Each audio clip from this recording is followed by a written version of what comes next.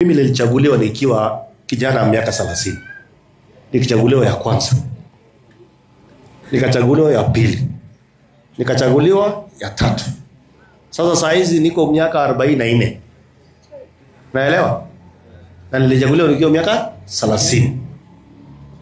Huyu Kororia huyu mjumbe wenu. Kitu ya kwanza kama hujachagua mtu, usiangalie sura, usiangalie urefu, usiangalie rangi, angalia roho kwanza. Kama roho yake ni yenye inazagusa mwananchi, kwanza anza na hapo. Na mimi naweza ashua nyinyi watu wa hapa Katudu North, huyu Kororia nimekuja hapa kwa sababu roho yake ni mzuri. Ni mtu mzuri sana. Huyu nilimjua kuanzia akiwa MCA. Hata hapo amepata hiyo katumbo kidogo ako naye sasa hivi. Kalikuwa ka MCA tu namna hii. Na kuja hapa akafanya maneno. Tulikuwa na candidate hapo wa UDA. Tukajaribu kufanya maneno namna hii lakini Kororia akapita akachaguliwa. Sasa wakati alikuja bunge nikamwambia, wewe Kororia, kwa sababu umekuwa rafiki yangu, tufanye kazi pamoja. Si ni kweli? Mimi nataka niwaulize watu wa Katudu North. Mnataka watu wa siasa ama watu wa kazi? Mnataka kazi? Mnataka watu wa maneno mingi ama watu wa maneno chache na kazi? Maneno chache na kazi. Swali ya pili. Watu wa Katudu North. Nyinyi ndio mlichagua William Ruto ama sio nyinyi? Hii serikali ni yenu ama ni ya mtu mwingine? Mimi nataka niwafunze. Nikiwa hapa Katudu North, na mnisikize kwa umakini. Siasa ya center, siasa ya propaganda, siasa ya uchochezi, siasa yenye sio ya maendeleo, hiyo ni siasa ya zamani.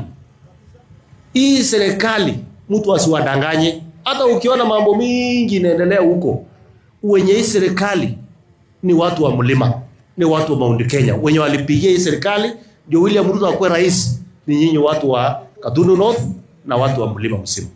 Ni ukweli ama ni uongo? Lakini mimi naona sasa zingine mnadanganywa. Mimi leo nilikosana na huyu Kororia. Nyinyi mnaingilia wapi? Mimi leo nilikosana na bibi yangu, nyinyi mnaingilia wapi? Kuna mahali nyinyi mnaingilia? Kama tumezaa watoto 10 na huyu bibi yangu na tumekosana na bibi yangu, watoto walale njaa? Sinasema watoto wakule. Hata kama sisi tuko na maneno na mama pande hiyo. So mimi nataka niwatangazie nikiwa hapa. Penye mimi ninatoka na uangalie clips zangu kuanzia mwanzo. Kitu wa mimi nahubiri tuache kitu inaitwa ukabila. Kwa sababu ukapsere watu wananipitishanga ni watu wa mlima nye tunakaa na wao huko. Na uulize, kwa sababu nimekusanya wote, kama ni basari upeane kulingana na ward, kulingana na mwenye anafaa kupewa. Sio upeane na ukabila. Sawa sawa? Leo nimekuja hapa. Kwani hapa ni kwetu? Lakini si nimesikia mmekuwa hapa kuanzia asubuhi. Nauliza tu kwani hapa ni kwetu? Lakini si naweza kuwa mwenyewe. Nikuja kununua shamba si nitakuwa mwenyewe. Lakini leo nimekuja hapa. Tumekuja kuzindua soko. Kwa sababu siko nimejipanga vizuri na huyu Kororia pia hakuniambia mapema. Lakini unajua uzuri ya mzee atembeangi bure. Lazima utembee na maneno na maneno kidogo. Mimi nitatoa shilingi 1600 ya wamama ya soko.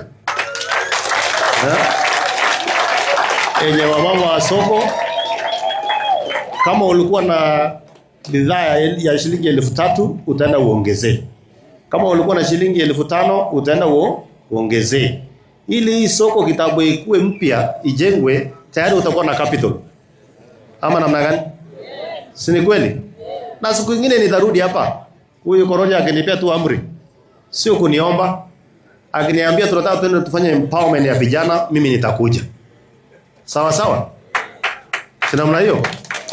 Na pia nimesikia kuna matujenzi hapa. Kuna tuwazee hapa. Si ndio? Lakini wacha niwaambie, sitawahaja bure. Lakini niwaambie kitu.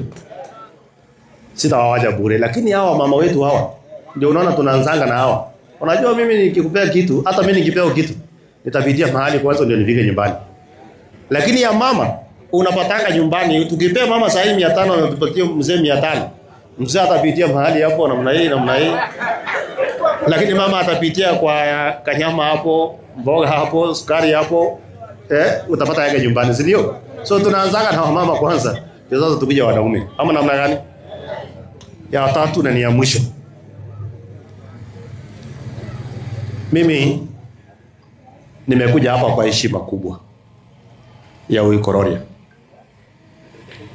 Na mimi najua historia ya Gatundu North. Mumechagua mjumbe one term.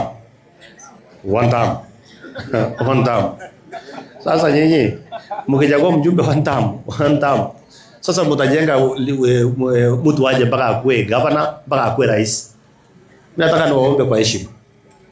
Mkachagua at least apate term ya pili, mkapime, kakifanya vizuri tena kapate term ya tatu, basi atafute kitu kingine. Si ndio? Mtajuka Kororia?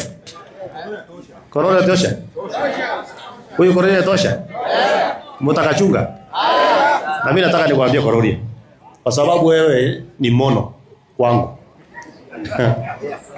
Ukitaka hao watu wakuchunge. Hao watu ni wazuri. Hakunanga mwananchi mbaya, sisi ndio wabaya.